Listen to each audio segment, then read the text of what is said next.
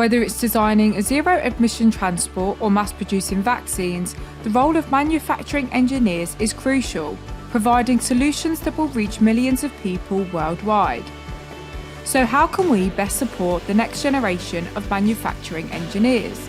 To find out, in partnership with iMeche, we launched the Future Manufacturing Engineer Survey. The top 3 knowledge and skills needed in the next 10 years were automation and robotics, AI and sustainability and resource efficiency. Communication, creativity and design thinking were amongst the top 3 soft skills. Yet barely 32% felt major change in the roles and skills required would happen within the next 5 years. With the rapid pace of change, engineers must continue upskilling and retraining.